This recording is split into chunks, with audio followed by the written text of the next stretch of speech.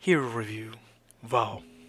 Hero is an air spear that's more well known for its majority, Savior Sacrifice.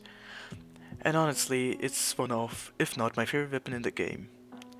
But why is Hero considered so nice? Well, that's cool of you to ask. The answer lies within the majority, Savior's Sacrifice. Savior's Sacrifice can be used both offensively and defensively. But let's be honest, most people care about the offensive aspects of their hero.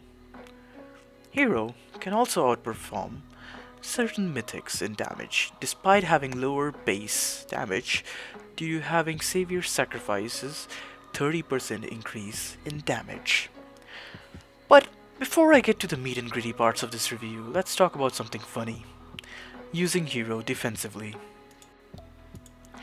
People are using agility to not die?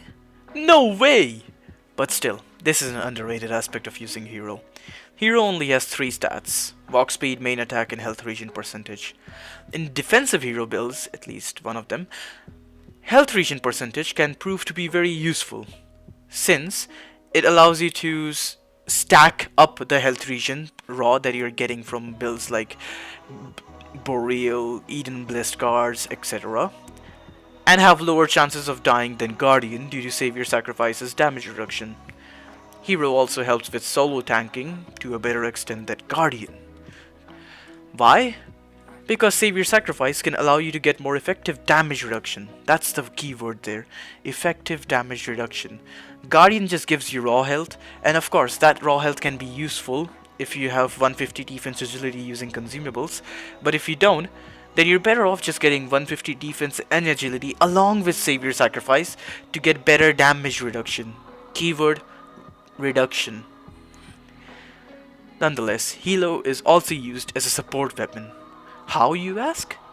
Well, Hero's majority can also affect your allies, so using that, you give your allies Savior Sacrifice and Ragnarok, and if you have an ally with a high damage base weapon, such as Divzer, if you're watching the video you will see how I help my friend with Divzer using Savior Sacrifice in TNA, you can deal out a lot of damage. Look at how I'm shredding Greg, of course. Now let's talk about Hero's affinity with archetypes. Paladin is okay. I previously stated that Paladin Hero works due to Savior Sacrifice giving it more survivability. It's just a generic tank. I do not use it as much because I prefer being able to solo Greg if my teammates die. Battle Monk is fun to play with Hero, but not alone, of course. People don't usually just go pure Battle Monk unless they're clinically insane. And the main archetype Hero stands out for, in terms of usage, is of course, surprise surprise, Fallen Warrior. Of course though, no one plays pure Fallen, that's just madness, pun intended. Which brings me to the meta archetype used by Hero players, also known as Fallen Monk. Hero is the one weapon that benefits the most from Fallen's downside of not having heals. Why? Now you can play under half HP without having to have a mage that uses Arcanist, because now you can just deal with the heal mage without having your damage be killed completely. Why? No heals! Let's say you are feeling funny that day. You can now play under 30% HP to activate both Brink of Madness, get insane damage, and insane EHP. The hero is busted. Which is why people generally tend to lean towards Fallen in Hero Fallen Monk builds, so that they can get Brink of Madness and use the high EHP you get from Hero.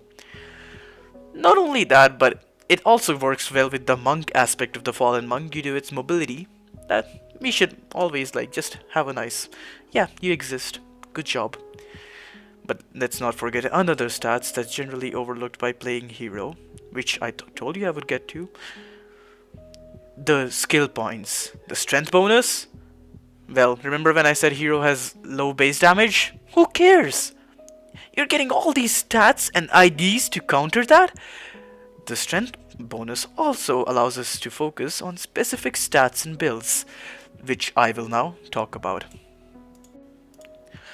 The builds used with Hero are Hero generally benefits in Earth, Water, Air builds, using Moontower and Aphotic for their skill points and upper cost respectively. It also, however, works with Capricorn and Cumulonimbus builds, which are generally either Penta or ETWA. A lot of people also use crafted builds. I will link one of the more easy ones to get in the description down below. Feel free to use it if you want to experience Hero yourself. Let me sum up the video with some pros and cons of Hero.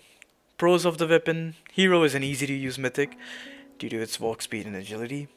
Hero's major ID is great for both damage and defense. Hero allows you to build EWA, Penta, ETWA, all of them giving decent amounts of damage while having high effective health. And Hero works extremely well with Fallen Monk. It's one of the best Fallen mythics, and Fallen Monk is the best warrior archetype. I am objectively correct. Cons of the weapon: Hero has lower base damage, thus its potential damage with crafteds is not as great as something like Thundercrack or Idol. Hero has a limited amount of builds it can use due to being an air mythic. And finally, Hero is a little bit costly to get. Also, Thundercrack is a really underrated mythic. I will do a review on it one day.